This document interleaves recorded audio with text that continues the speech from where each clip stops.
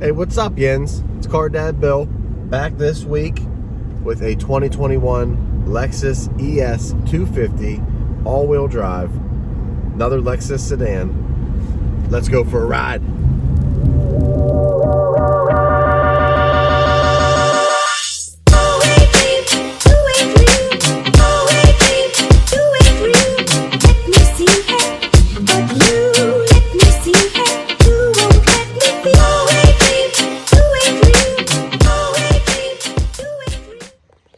All right, Yins, ES 250 all-wheel drive.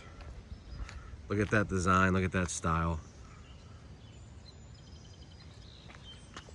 Same thing as in the Acura in the back.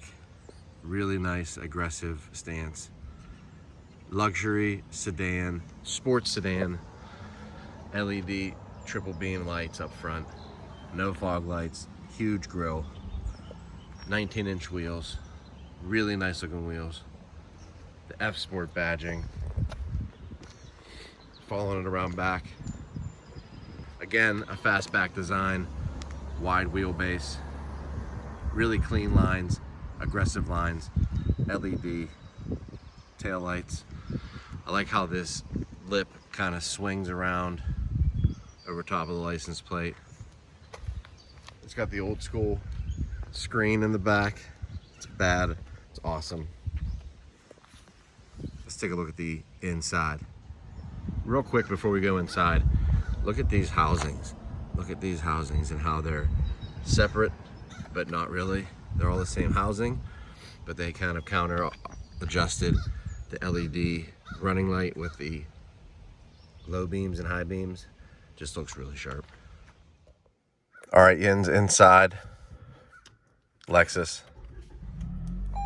ES 350.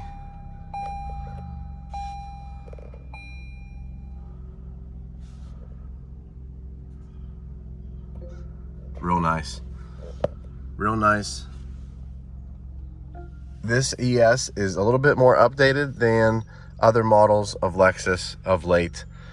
Some of the models are more updated than others.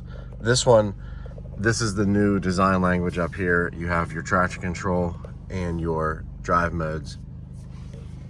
Heads-up display up there. But look at how they stack materials. Look at how all of the material is stacked in here. Especially on the doors, it's stacked. There's aluminum, there's the Mark Livingston sound system, there's leather on the doors down here, there's all these different materials across here and over here. This is soft leather, that's soft leather up there, and then it's just like plastic materials down here. Across the middle here, we have the HVAC controls in your stereo infotainment system, which is not touch. Still has the analog clock like in the past. They're not going to get rid of that. But down here we have that nice swooping design across the HVAC controls. Stereo dedicated buttons, stereo dedicated buttons. Down here is the track assist. This controls everything up here. And I'm kind of over this design. It's not really that easy to use, and more people complain than think it's good. There's a storage compartment up here with your cup holder and your USB area, CD control, CD player, and then your seats and steering wheel and things like that. There's your start stop button. Up here, it's just a single gauge across the front, which when you start to toggle through the different things, it moves around, which is pretty cool. Vents, nice clean design, the buttons. Let's take a look in the back, in the trunk. Let's check out that back seat. It fits the kid seat real nice. Back here is some charging station, vents. Kids have been playing baseball and getting it all dirty in here. Same thing in the back on the doors, same design, layering materials, really elegant. Down here, static seatbelt buttons. They can push those seatbelts in there really nicely, really easy.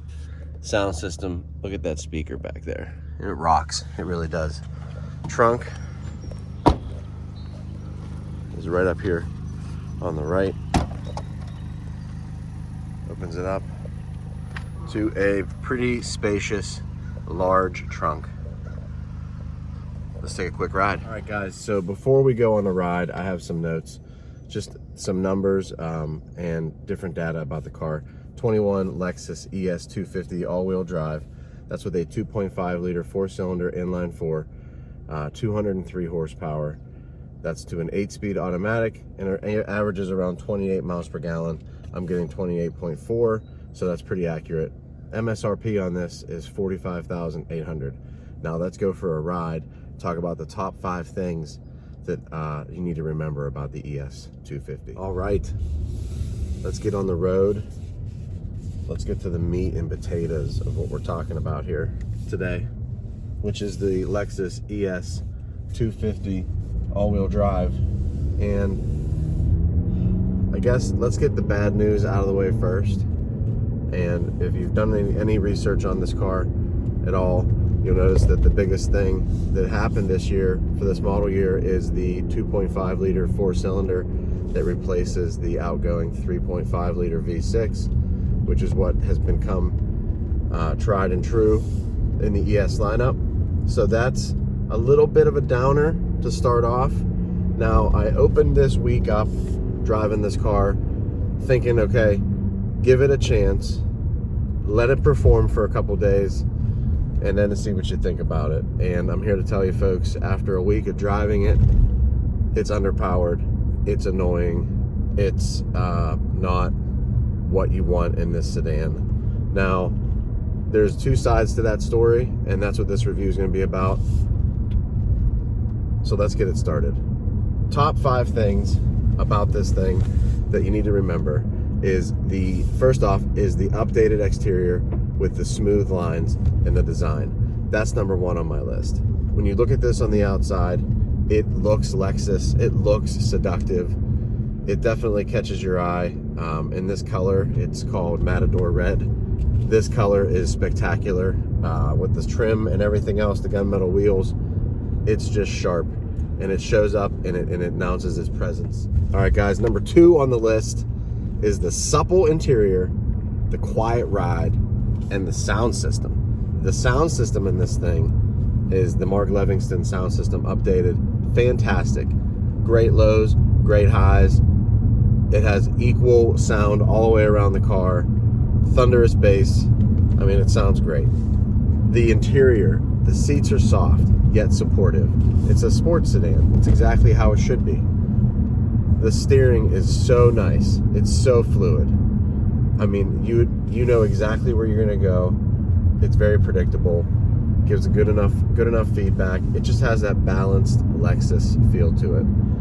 And the materials used on the inside here, like I mentioned before, are just top notch. And the way that they are laid out next to each other is even better. Number 3, the standalone thing for number 3 is that they added all-wheel drive. Thank you, Toyota. It's a staple sedan in their lineup. I mean, this is the luxury car that you turn to when you want to start into the luxury car market. I don't want to say the word entry level, but like ES is where you would start if you're going to start with Lexus sedan of any size. Number 4 on the list is the overall feel is top notch. It's Lexus. So while the engine is disappointing, and that's number 5 on my list, so let's just cut to the chase. Number 4, number 5 are really what we're talking about when we talk about this sedan. It's still a Lexus sedan with all the feel, finish, balance, refinement. Now, I've been carrying this hill for a while now, and the engine just doesn't want to go down far enough to give me any kind of torque, to give me any kind of excitement going up and down this hill. So and when I think about that, I think about, okay, if I want a sporty sedan from Lexus that I want to drive pretty hard and get, the most bang for my buck out of it, it's probably not going to be the ES at this point. It's going to be an IS or a GS or an LS. And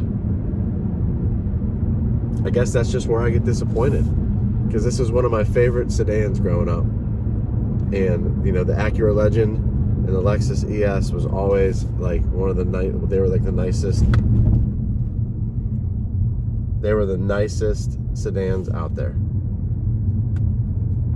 All right, Jens. So my overall take on the ES 250 is that it's a spectacular luxury sedan. It has the feel, the options, the look that you want when it comes to a luxury sedan. The all-wheel drive is a bonus for all weather conditions. It's exactly what you need around here in Western PA. And it has the feel of a Lexus. The engine is just not where I want it. It's not where it should be in this car. But for what it is nowadays, I can see the change. I can see it. I do give it a thumbs up for its overall feel, for its looks, for its style. They did great there. I just give it a middle, a thumbs down on the engine and the refinement in that regard. That's this week for Car Dad Bill. Thanks for tuning in. Thanks for subscribing. Thanks for doing everything. I appreciate it. Keep watching. We're going to keep sending cars to you. Car Dad Bill. Real cars, real people, real life. Talk to you guys next week.